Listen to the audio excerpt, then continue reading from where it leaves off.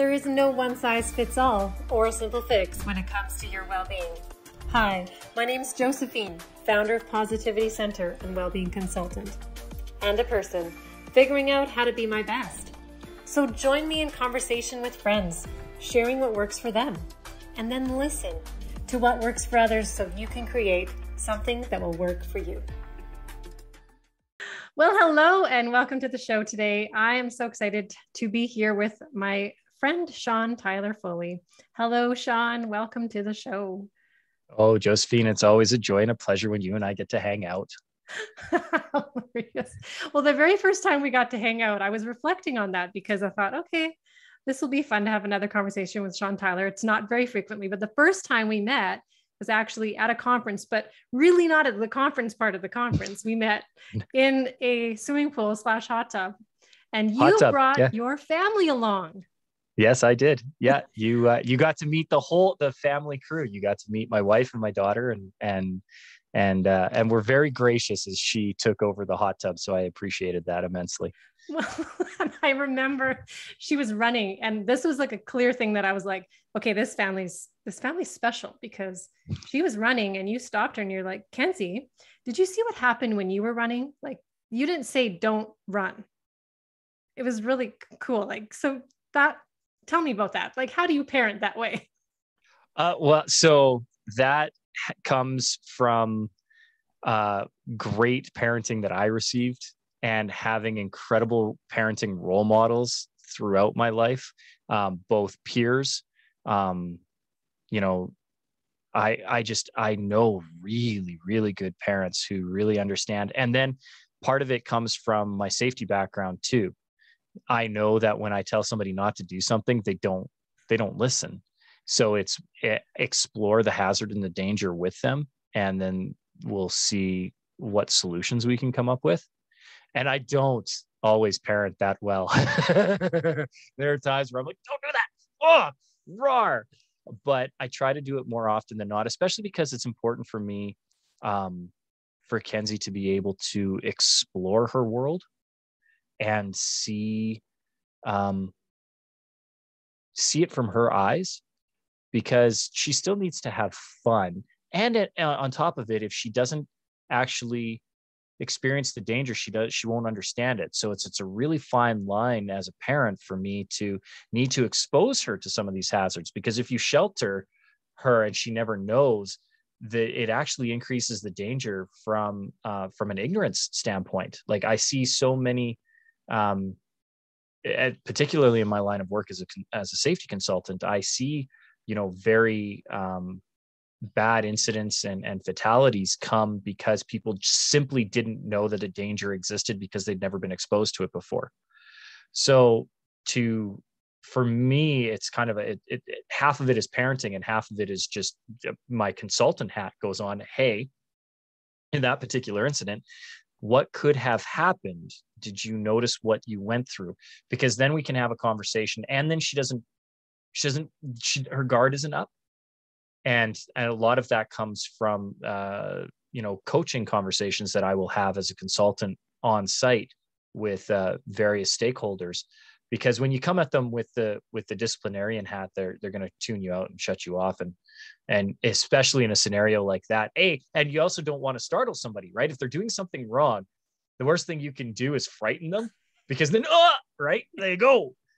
Where if you can like calmly be like, okay, you're going to want to step away very slowly from this thing that you're doing that is very likely going to kill you.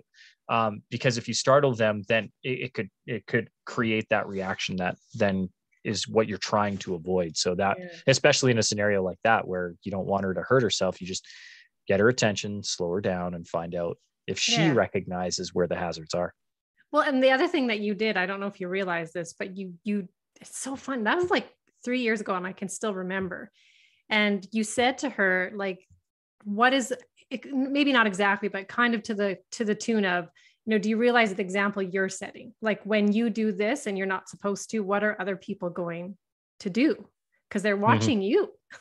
So you're helping her also see not only her own impact on her own life, but her impact on the lives of the people that are around her. Yeah. Yeah. Well, and again, it becomes that patterning thing. And you're right. I wouldn't have even recognized that I do it, because that is habit now for me when I am discussing things with anyone. So yeah, no, I'm glad that it has become muscle memory and that other people took note of it, because a lot of that just has to do with doing it on a regular basis and being exposed to that kind of conversation. I think both my mother and my Aunt Terry really modeled that for me growing up. My Aunt Terry ran a group home and really understood how to communicate with children. She was really, really good at it. And I remember she specialized in taking in special needs children. So she was a bit more of a respite for parents who still had custody of their children, but, needed that break. And so, Terry would take on. And I remember one time I had said something about, why was this girl so stupid or something like that? Something just horrific. But again, in child youth innocence, not really understanding the impact of it. And instead of Terry coming down really hard on me, I remember her very calmly pulling me aside, and we went down onto a stairwell, and she said, "You realize everybody could hear you say that, right?"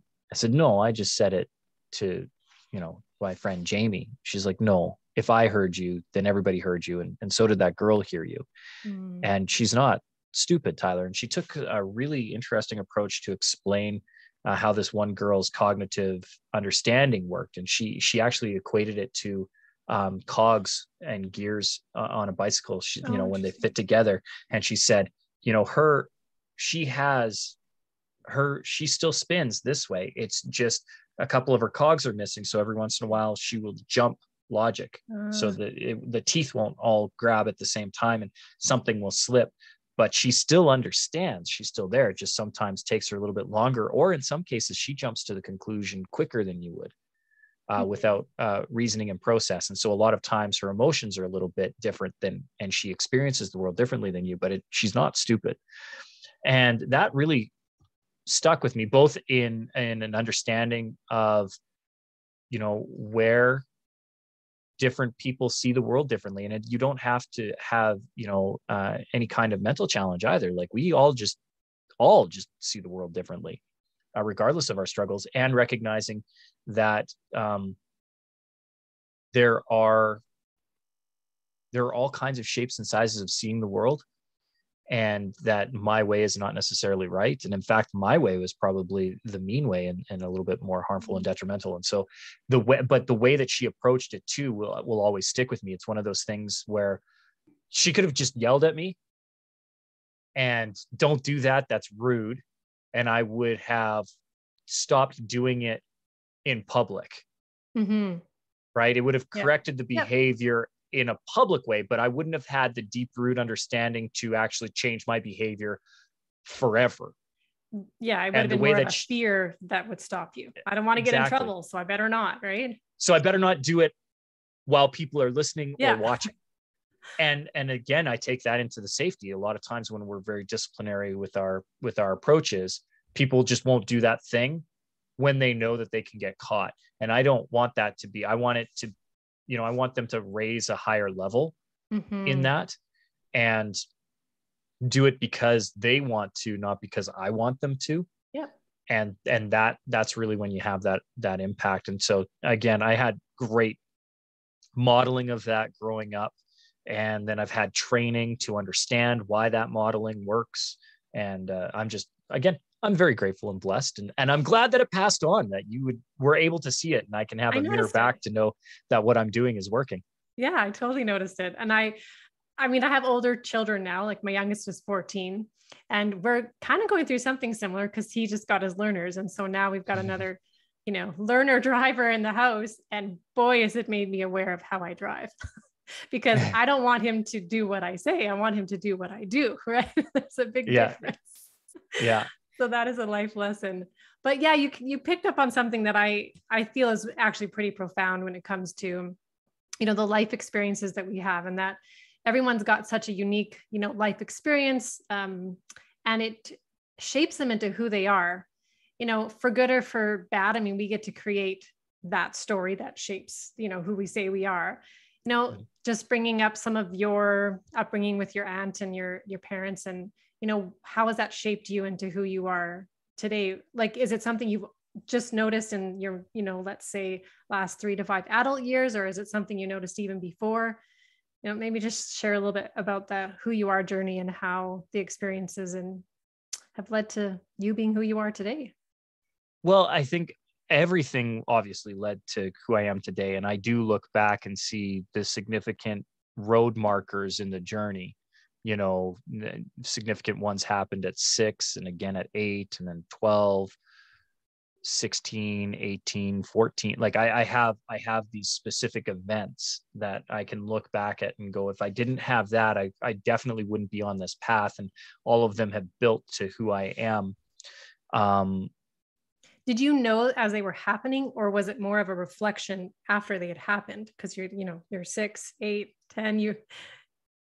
So a little column A, a little column B. Like there are Okay. certain mile markers where you're like, this is significant. Like when my dad passed away when I was 6, like that's, you don't need to be a rocket scientist or a psychologist to look back and go, oh, that's going to have a significant impact on my life.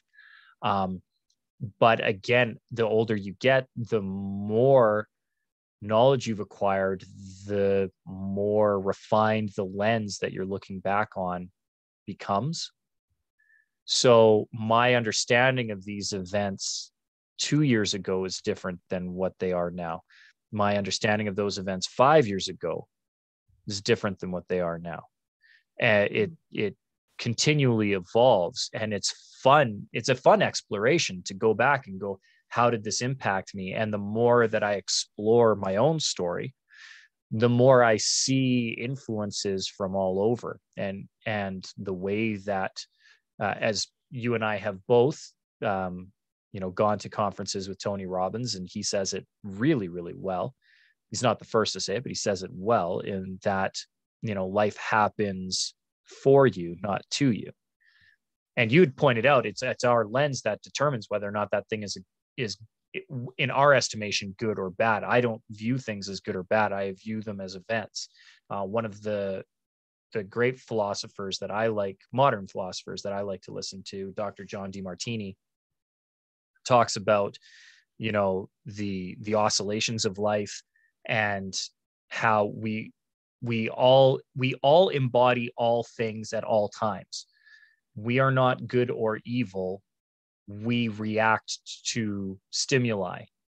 And for every reaction, from a physics principle, there is an equal and opposite reaction. And you can't get away from that. If I choose to go down path A, I have also chosen not to go down path B.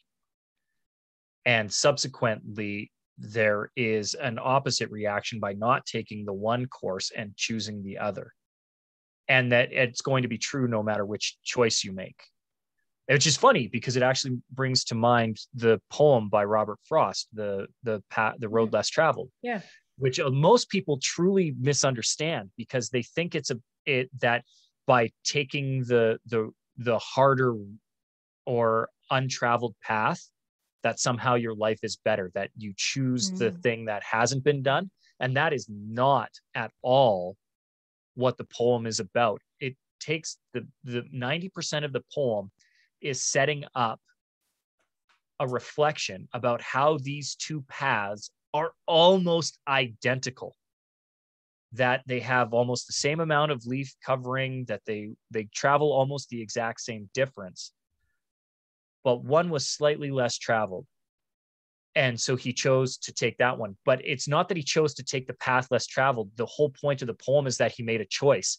And he actually wrote the poem in jest to a good friend of his, who was a perpetual overanalyzer of scenarios, to the point where he would get analysis paralysis and would not make a decision.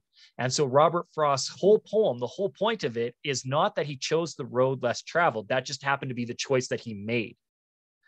The whole point of the poem is that these two paths were almost identical, and he made a choice and stuck with it, and therefore was able to move forward along the path.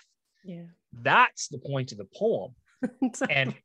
And so many people misunderstand that. And I wish more people actually had read the poem to understand that the point is not choosing the easier or harder path. The fact of the matter is you need to make a choice and be satisfied with that decision. Yeah. Well, now more of the world, first of all, is going to know. They're going to go back and read that poem. So there you go. But it's, I can relate, because positivity kind of gets a bad rap sometimes. And people think, being positive or positive psychology is about being happy all the time. And that would be the case if we framed everything with the right lens and the wrong lens, right? It's right or wrong. Yes. And it's not about being happy all the time at all. And I just really love having conversations with people who can see that and they put it into practice in their everyday life, right? Mm-hmm. And so that's cool. So what are some small things? Like, I find that it's cool we get to talk about the ideas and the philosophies that guide us. How do they guide you to some small actions that you do, maybe even on a daily basis? For me, I have gotten into a habit of not spending more than 5 minutes on a decision.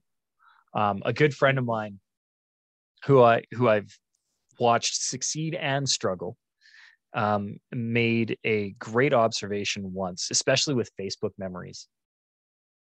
And she said, I'm not going to spend 5 minutes more on something that isn't going to matter in 5 years. Oh, brilliant. Because everything always seems like it's this big, massive, critical decision when it's right in front of you, because this thing needs to be solved now. But if I look back in 5 years, am I even going to remember that event, period? And subsequently, will it have had such an impact that 5 years later, I am glad that I made that decision versus the other decision? Because the reality is both paths will probably lead you to the same destination. Again, part of the poem with Robert Frost, those paths end up in the same location. They're both headed in the same direction. It's just they diverge. One goes one way, one goes the other. You still end up at the same location and probably about the same time and distance. Right? We get so attached to the how, right? The how are we going to get there?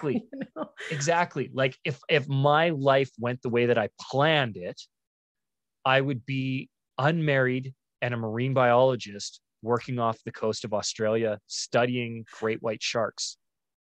If I followed through with the plan at 14. And it's nowhere near that. And what's funny is if I look back and go, is that something that I would have been satisfied in doing? The answer is yes. Actually, I really would. I would love to be a marine biologist. I would love to be on a floating platform. I would love to be studying great white sharks. I would love to be studying their migration patterns. It's a passion of mine. It's one of those things that I really enjoy. But would I trade that life for the one that I have currently? And the answer is a resounding no. I love my life, and I would not trade what I have currently for that imagined life that was planned out at 14. Yeah. There's not just one way. And the thing is, you're satisfied still, even with the choice that you made. Yes. Yeah, totally. And further to that, even in what I'm doing now, it's funny that you mentioned, because you're right. You and I met at a wonderful conference, and Power of Influence. That was a conference that was initially developed by a former business associate of mine in conjunction with a promoter who I currently work very closely with. And I have been asked now to take over that. Like, it was one of those things that was a program that was developed that this promoter wanted to push forward. And I've basically been given the reins and said, here, make this happen. We used Calgary as the test event. I want you to go forward and do it. I was supposed to be speaking, yes, in Phoenix on the 12th of May to promote this event, to then go off in Vegas the 24th, 25th, and 26th of May. Unfortunately, due to circumstances beyond my control, two very, very high profile music acts have decided to descend on Phoenix on the 11th and 12th of May, which have bumped our priority to both venues that were impacted, and means that we are no longer going to Phoenix May 12th. And although I will be theoretically still speaking in Dallas May 20th, that is not enough turnaround time to sell an event and fill rooms in Vegas for the 24th, 25th, 26th. So the Vegas event has been postponed and pushed back until a date to be determined in October. The Phoenix event has just been canceled outright. I will be speaking from Dallas in theory on that stage in the morning at some point on the 20th of May, but that could change. And if it does change, I'm not going to hang my head and pout, because that obviously wasn't the way that it was meant to unfold. So how is it? Yeah, that's brilliant. So how is it unfolding for you now? Because this is alive. It's happening right now in my life. You're like, this is what it's like to be Sean Tyler Foley right now. It's stressful because you put together this promotional and this marketing plan saying these are the things that we're going to do, and I come on broadcasts that are usually pre-recorded, sometimes a week before, sometimes a month before, and you're putting out this information into the world that says, hey, I'm going to be doing this thing on these dates at this time, and then they air it, and you're like, oh, you're going to need to do a correction on that. And I'm very busy in the media. I did 250 podcasts last year on top of radio and television. So the nice thing with the radio and television is it tends to go out live. So my information is out, and there's no sense in sending a retraction, because anybody who actioned on it will get the information. The hard part is doing the retractions for the podcast, because it's not one or two that I have to reach out to. You know, when you're doing 2 podcasts a day and you've been running a promotional cycle for a month, and then all of a sudden things change, it's 60 that you're reaching out to. You're like, oh, by the way, either edit this out, or we'll put in a retraction, or we'll put in a different statement, or they'll go to the website and they'll get the information. But it just, right, it's frustrating. But at the same time, I can't do anything about it. No, they're just going to get a pop-up, the pop-up that comes. Exactly. Sorry, but redirect. And how many people are actually actioning it? How many does it actually affect, right? Even if the podcast has 20,000 downloads, how many of those 20,000 were actually like, oh, this thing that this guy was talking about seems really interesting, I will go and check it out. And then of those, how many people actually purchased the ticket? Because I know what the metrics are. It's not many. And so, what is the overall impact? If they're going to the website, they're still going to get the new information. Yes. They're just going to see that it's a different date, and they'll be like, oh, I guess it's changed, because we will say it's changed. So I could spend my life dwelling on, oh, I look like a liar, or I look like a complete fraud or a fake, right? Because I've said this and now it's not true. And will I do these things? And I don't know. I won't know that I've actually spoken on stage in Dallas, May 20th until May 21st. I know. I was going to say until you actually do. Yeah. Right? May 21st, I'll look back and be like, hey, that was good. Or too bad that opportunity didn't transpire. So here's a question. Okay. Sure.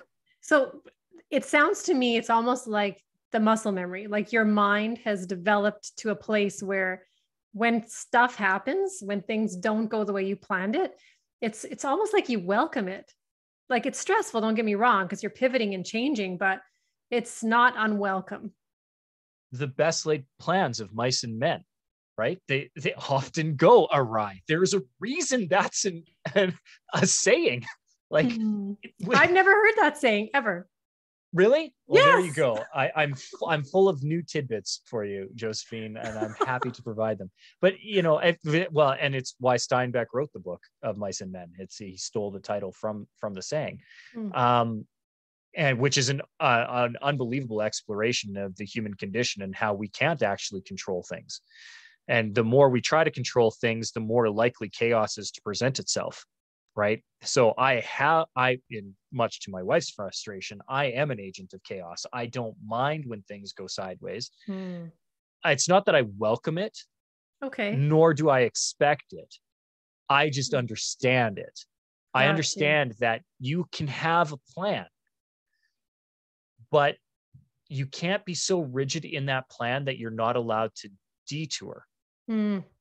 So one right? of the If things I, I'm noticing about myself is like the understanding bit, like the intellectual part of, instead of looking at what's wrong, shifting and asking myself, well, what's right about now? Like, yeah, and so what I'm noticing in you is that you did that very quickly. It's almost like it lives in you, like it is you. It's well, gone past an intellectual understanding. part of it is recognizing grace. Like I have been very in tune from a very young age due to circumstances in my life that um, we really get to choose. It's the one thing that we've been given, whether you are religious in that doctrine or not, we have free will. And free will means we have the ability to make the choice for ourselves. But we also are then responsible for those consequences. You can't choose to do something and then be mad at the result. Right. You can be disappointed that it didn't turn Sure. out the way that you wanted to, Yeah. And then move but on. exactly, but then move on. You can't then continue to repeat that behavior and be like, oh, this is still not working. It's Mm-hmm. that the Einstein quote, right? The definition of insanity is doing the same thing over and over again and Well, expecting a different result. I'm reading The Inside Track by Peter Sage, and he Mm-hmm. talks about like life's just going to keep giving you that exam until you pass it. Oh, I love that wording of it. I was Yeah. literally just talking to my wife about this, you know, that the lessons are going to be presented until you learn them. But I like that. Life is going to keep giving you the exam until you pass it. I like Yeah, that it's version it better. is such it's a great book on adversity, and that's the other place where I noticed that I'm intellectually understanding a lot, but do struggle with the do, the identifying as, someone who's flexible, someone who can look at what's right really quickly. And sometimes I can, don't get me wrong, but sometimes I get stuck. Well, and here's the thing, that's okay too, Sure, absolutely. because sometimes they're big lessons, Yes, huge. and you need to go through it to understand it, for one. Yeah. And B, sometimes that, I mean, you know, some of those lessons, you don't get your degree in a day. It's a 4-year process minimum. And some of these lessons are, webinars, and some of them are diplomas, some of them are degrees, some of them are doctorates. You know, some of these lessons take 10 years I to love learn and that discover. analogy. So I you can't, if you're not seeing the rationale or the reason right now, Yeah. that's okay. You may not. Yeah. Like, and the other thing is too, those lessons again change with growth.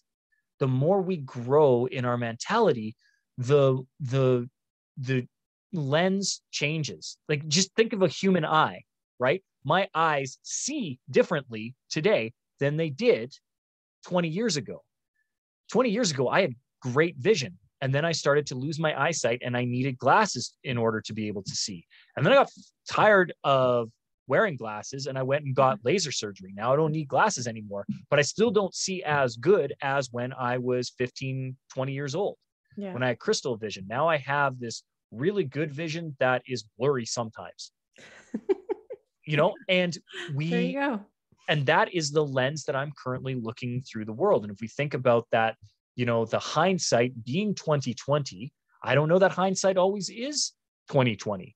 I think hindsight can sometimes be 40/20, incredible vision. And I also think that sometimes hindsight can be 25, Yeah. right? Where it is muddled and awful because your lens is distorted from the Yeah. vantage point that you're viewing it. You're looking at it through a fog instead of clear skies. And we need to recognize where our viewpoint is in order to recognize what we're looking at, Mm-hmm. right? If you do a microscopic look at a cookie, a peanut butter cookie that's been baked, it looks like a desert Oh, that's a because your good lens analogy. is so extreme to it. Yeah. But if I was to look at a desert from space, it looks like just kind of a small little yellow area in amongst some of these other green and blue spots. So what is our vantage point and what are we looking at? It usually needs to be the first question that we ask. When we're in it, it's harder to look at that macro view. Oh yeah. Yeah. Do you have questions or like little tactics that you use with yourself to get you from that micro to that macro view? Yeah, but they don't always work. Yeah. So it's that, well, is this going to be, yeah. That's is this another brilliant thing. Yeah. Is this going to be important in 5 minutes? And will this 5 minutes matter in 5 years? Yeah. And although, you know, it's a great thing to ask, there are times where I'm like, yeah, it's going to matter in 5 years. Yeah. Because if I lose my house, you know, and then you get into this whole like, what if scenario, which is another question that I'm asking. Am I projecting a reality or a fantasy? And the reality is, if I'm projecting, it's always a fantasy. It is not it can't be the reality because I don't know what the future is going to hold. No, that's exactly it. Yeah. And Martin Seligman, like when he teaches learned optimism, one of the questions is about, you know, the permanence, right? Is this, you know, really, no, that not the permanence, but the pervasiveness. And like, that's I remember getting told to ask that question. Is this going to matter 5 years from now? It's such a great question, because if the answer is no, then why are you hung up on it? Like what is a percentage of things you don't necessarily need to worry about when the answer is no to that one question?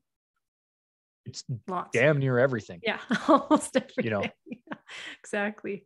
So what were you were saying earlier, because one of the things you were sharing as we were kind of like talking about what were we going to talk about was this pendulum oscillations, which is also another thing that I've never heard of. So you have to enlighten me and say, like, did that have something to do with what you were talking about earlier with the different lenses in which we look at? So sort of. So again, the pendulum oscillation is a paraphrasing of a principle that Dr. John Demartini likes to cover in a few of his teachings, but particularly when he's going through the breakthrough experience.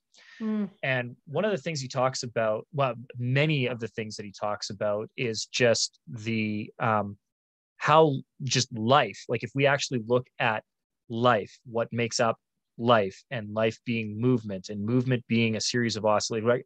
You know something's alive because it vibrates at a cellular level.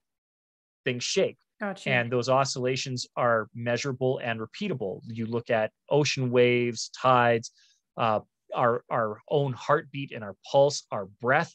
Everything goes in an up and down motion. There is a wave and a trough to just about all things in life. Light, with the fact that we can see, and the illumination around us is a series of wavelengths, and those wavelengths are traveling in troughs, up and down, up and down, up and down, up and down.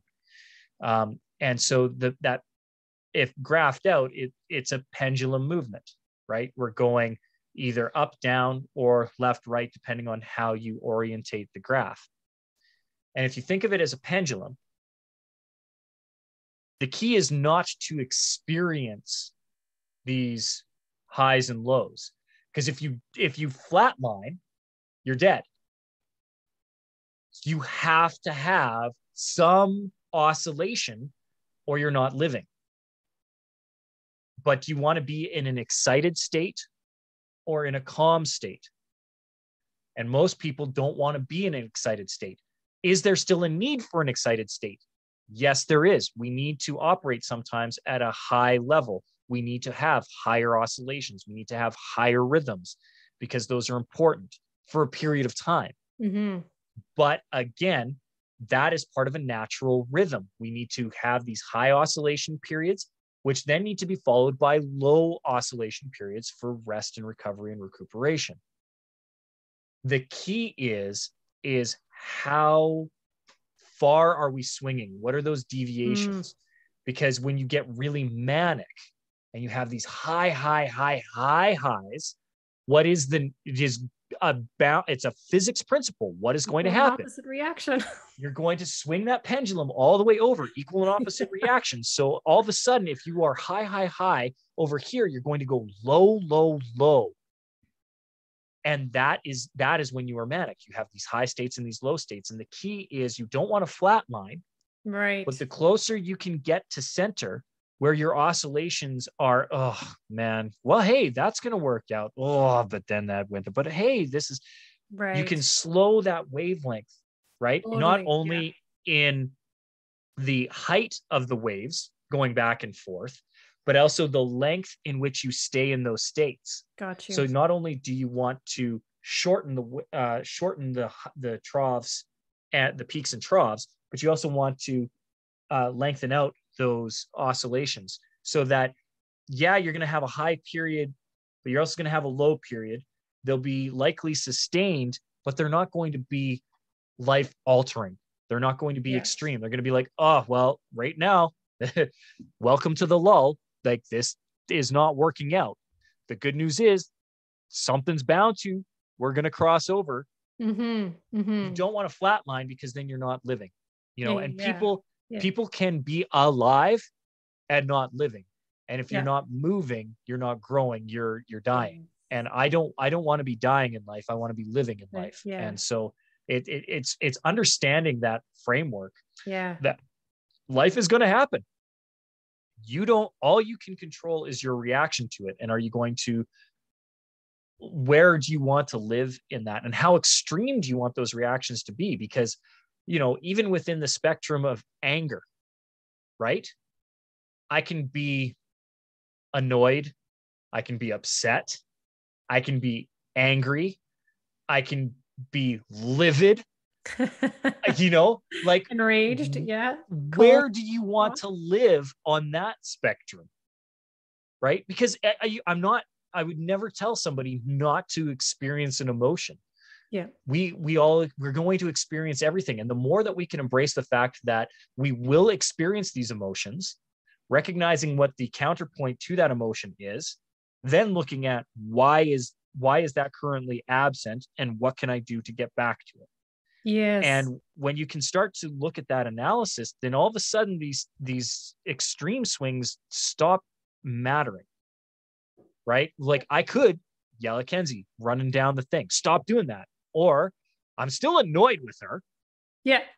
Be like, now, when you're doing that, what are the consequences, right? I'm still frustrated, but instead of going to this extreme, which is going to create an extreme reaction back from her, where she's going to then push me, which is going to create an even further extreme reaction, I can go the opposite way. I can choose to go with a slower reaction, and which then forces her to come back to my center, which then, and even if she pushes out, at least now I have room to grow. I can try to stay calm, right? Now, there are times where daddy snaps, right? This is my calm He voice, still does. Kenzie. Are you sure? Should we do this? Now, I've asked you not to 3 or 4 times. I understand your point of view, but I'm still telling you that this is not, just listen to me. Like it's not trying to limit the human experience. And part of the human experience is living through these emotions. It's how long do we sustain them that is in our control. I don't need to stay in that state for 5, 10, 15, 20 minutes, an hour, 2 hours, 5 days, 10 days. I know, we all know, the one person who has lived in a state of misery or perpetual anger for decades. And you're like, how do you experience the world? Yeah. Well, through anger. I can't right? imagine that to be very enjoyable. No. Yeah. And that's exactly it. And yet that is their preferred state, or they wouldn't stay in it. And is it because, see, this is the thing that I'm noticing is, I'm keep having conversations with people about what their well-being means to them and how they implement it in their daily lives. And I may not have asked you that specific of a question, but you are describing what that is. And what I'm noticing is there's like a guiding philosophy, and then there's a way that it's implemented in what you do and what you experience, as often as possible. Let's not say all the time because we're not perfect, right? But let's say as often as possible. And so because you have a guiding philosophy and you ask yourself the questions to help you notice, how angry am I? How sad am I? How happy am I? And you're noticing how the energy is, taking you too high or too low. That can help you sort of readjust, I guess you will. And isn't that what well-being is constantly, adjusting and readjusting and adjusting and readjusting and just doing it all over again all the time. Yeah, well, and I think that's exactly it. Being aware of the state that you're in, and if it's serving you to, again, are you in growth or are you in contraction? Yeah. Because if you're in contraction, something needs to change. Well, I often say, like, I kind of thought of this really cool analogy a couple of years ago when we were creating tools for caring about emotions. And I'm like, emotions are kind of more so like a sticky note and less like super glue. Mm-hmm. Because a sticky note is something that you can go, hey, oh, that's what I'm feeling, or this is what I want to feel. It works both ways, right? You can create an emotion and you can, respond to an emotion. And Mm-hmm. still in either situation, it's still a sticky note. It's temporary. And is it serving you? And if it's not, Yeah. guess what? You get to process it, figure out why it's there, and change the sticky note. You don't have to be enraged. You can be irritated instead, Yes. Yeah. And then once you're irritated, you can choose to be bemuddled and then amused. Oh, Right. absolutely. And once Totally. Yeah. once you're amused, then you can be entertained. And Yeah. once you're entertained, you can be joyful. Like all of these things On the run like, spectrum. and it's amazing how when you go back and you look at some of those things, right, you in reflection, you find the humor. You're like, oh, that was so dumb. Yeah. But at the time, you were so angry or Oh, so yeah. upset or so mad. Yeah. And again, the lens will constantly change. The lens is changed by the questions that we're asking. Yeah. And so that's another question. Am I asking the right question? Well, and then what comes to mind is Barbara Fredrickson's work, because she talks about how positive emotions, there's that broaden and build theory, and they open your heart, they open your mind, they allow you to see the social resources that you have, they allow you to be more creative, they allow you to notice what you're feeling and ask yourself the proper questions. And so that then becomes part of what well-being is somewhat this constant desire to be picking up on some neutral or slightly more positive emotions so that you can be in that space and not get stuck down into the I can't see anything, right? Because if you're constantly in a negative emotional state, you don't even have the creativity or the open-mindedness to even think of what can I ask myself to move myself out of this really dark vortex and spinning hole that I'm in right now. So yeah. So that's the power of positivity, and it's not meant to be toxic, but sometimes it kind of gets its bad rap. Well, and I think because it's that right where, and again, I would refer back to John DeMartini because I remember him speaking about this.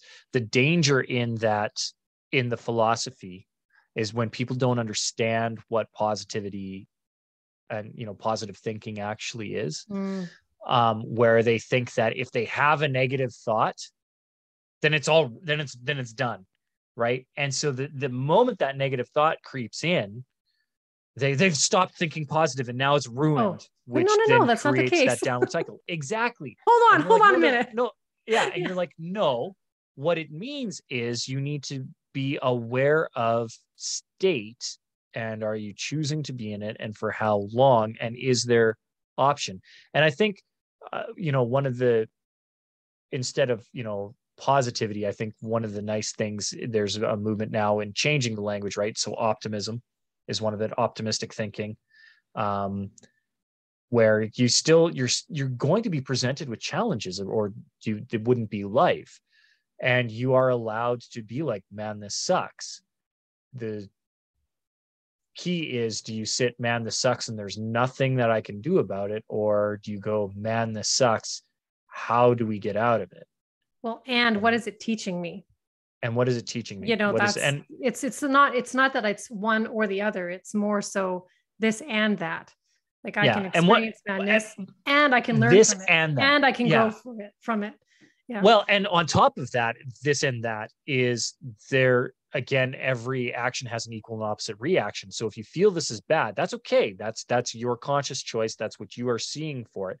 And I think it's that label good and bad that needs to be removed. What is the lesson is a better way of phrasing it. And for me, it's where is the grace? Yeah. And I'm not religious by any means. Like I don't go to church. I don't have a religious affiliation. I do believe in a creator. I do believe that there is design, and I do believe in a single creator in the world. And I think that there is a lot of evidence for me to that, but I am not religious by any means. But I do believe in divinity, and I do believe in grace, and I do believe in design. And I think that when you, again, those lessons may not be clear right now, but where is the lesson in this? Where is the grace in this? And maybe that the grace in this is just that I still have a heartbeat. Right. Well, I got pulled over for speeding through a school ground zone yesterday. I didn't know that the sign was there. It was a new road. I hadn't ever traveled on it before. Me and the family were out for a drive. We were literally trying to find a new park that a friend had suggested for Kenzie. So it was a new area that I'd never been. I hadn't driven down that road ever.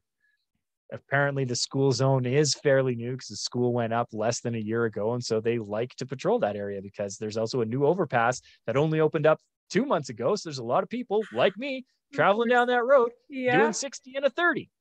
And I wasn't even doing 60 because I'm a safety officer. So I was doing 58. And, but the officer, pulled me over. And most people, when they see the lights whoop, whoop behind them, do the, right? And I did the same thing. I know for a fact out of my mouth, as I saw him go, I'd be like, and for what? Was exactly what I said. And for what? But I didn't know. It's obviously for something, and I don't know what it is. And in my estimation, I hadn't done anything wrong. So I pulled over, and again, being respectful that this person has a job to do. And that job is not an easy job and can a lot of times be dangerous. One of the things that I will always do for an officer is I will acknowledge that they are behind me and that they want me. But I am not immediately going to pull over to the side because it may not be safe for them. And in this case, we're on a dual lane main street with a 60-kilometer-an-hour speed limit, which means if I stop right there, I'm going to start backing traffic up, and they're not going to know why, and they're going to be going around. So I found a side street, pulled into it, and then stopped and turned off my vehicle because I just know that that is a polite and good thing to do. So I did that. And then the officer is already a little disarmed because now I've done a thing that was the right thing, right? And so he's coming up, and he has the gun, right? The laser radar device. gun. Yeah. He's showing me, well, it was a laser. So it was the real speed. I would have argued a radar gun, but the laser, you can't argue. It's not as easy. And he's like, this is, he's like, did you, his first question was, were you aware of the school zone back there? Oh, how nice of him to ask. And instantly I went, no.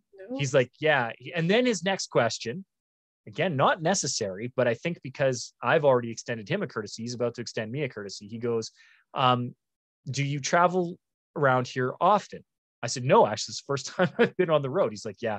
He's like, I could tell because you seem to be doing the speed that you thought you should be doing, but it is not the speed that is posted. And I said, oh, well, it's good to know. And then he's like, out of curiosity, is your tail light burnt out? Now, I've been getting a warning on my dash for months, and I keep taking it into the service department, and they keep saying your taillights are fine because the warning light is showing that my rear passenger side tail light is burnt out, but it's not. It's functioning. I've tapped, and in fact, as recently as 2 days before getting pulled over, I had it checked by the service depot. He's like, no, it's not the ones on the back of your truck. It's the one on the top, the little one at the very top is burnt out. And I'm like, really? He's like, yeah. So how about I give you a ticket for under the rules of the highway road for vehicle maintenance? It's an $81 one. It doesn't have any insurance hit, doesn't have any demerits. It's just, you need to go get it fixed. And I'm like, that seems fair because speeding through a school zone at double the posted speed limit's about that's $300. Yeah. Probably not and lots of demerits. I think it's like at least 5. So I was like, let's do that. Yeah. But some people would still be mad that they got a ticket. Do you know what I mean? Yep. Hear ya. They would have been mad that it pulled over, and then they would have made, well, I didn't do anything. And you don't know. I didn't see a sign. Where's the sign? Instead, I'm like, and I think what it threw the officer off was when he was like, were you aware of the school zone? I was like, no. He's like, yeah, it's there. And then before he even said it should be 30, I'm like, oh, well, then you got me 28 over. Like, I'm not going to pretend You like I knew, wasn't yeah. speeding through it. Yeah. He knew, I knew if there's a school zone there, I might as well, I can't change that event. You owned it. What I can do is my reaction. I was super friendly, super happy. While he's out writing the ticket, I'm showing Mackenzie in the rear view the lights so that she can see, because she's strapped in, thank goodness. Right? But it's all, how do we approach those situations? I was not happy initially. Yep. My reaction was not positive. I was irritated. First reaction, for what? For what, Josephine? Why? Right? But how I continued that interaction was entirely up to me. I could choose how that went. Yeah. I can't control how he responds. That is, he could have been mean. He could have been like, what? But my choice was to stay. Even if he'd have been mean, I stayed happy. The reality is, I was probably a little disarming for him. He wants to do a favor for me. I definitely knew what I was talking about, even to the point where I'm like, no, tap the brakes. And then I look over at Jen and I'm like, can you just tap this? Because I need to be able to see that thing. Right. So me and him are standing out there having a great conversation. Yeah, it cost me $81, but it could have cost me $300. So did it cost me 81 or did it save me 219? Exactly. Yeah. So I just listening to you tell the story and I'm like, yeah, some people think taking care of their well-being is all about, having a gratitude journal and doing meditation every day when they wake up in the morning. And I'm like, it's also how you handle just possibly everyday, hopefully not an everyday occurrence, but just everyday life, When here's the thing, you don't need a gratitude journal to be grateful. No. And writing it down doesn't mean that you believe it. Yes. Oh my goodness. Tell me about it. So but just make it authentic, please. Like, because inauthentic gratitude just makes me want to barf. Well, no, on top of that, it's doing you no service, right? There are literally days where the only thing that I can find positive in or find a way to go, Tyler, is I managed to, put the cap back on the toothpaste because I don't feel like doing anything else. And I'm not going to falsely I can find my gratitude tomorrow. Sure. I'll be grateful for the lesson tomorrow. I don't know what the lesson is today. I don't see the grace today. And I don't want to see the grace today. But that is a choice. Yep. And if I'm choosing to do that, then I also need to find the time to acknowledge the grace tomorrow. But if you're a tree with deep roots, you're not going to fall over after a day of no water. No. Nor will you fall over facing a hurricane. It's going to blow a lot of leaves off. Yeah. But you're still going to be one of the few that are standing. Yeah. So, first of all, not only finding grace, but having grace with yourself. Yeah. You're allowed to have a bad moment, bad day, a bad reaction. I had a bad reaction. Those lights tweeted, and I was mad. Totally. Instantaneously mad. Yeah. What did I do? Yes. But I didn't dwell on that because it wasn't going to serve me. It certainly wasn't going to serve my wife or my daughter, who then have to witness this interaction. That could have gone a multitude of different ways. Yeah. It was my choice on how it went. Yeah, totally.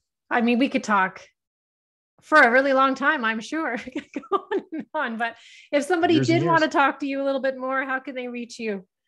Oh, the best thing that they can do if they want to is find me on my website, which is SeanTylerFoley.com. And Sean is spelled the proper Irish way, SeanTylerFoley.com. So if they go to SeanTylerFoley.com, they can find out everything. They can see how big a liar I was about Dallas.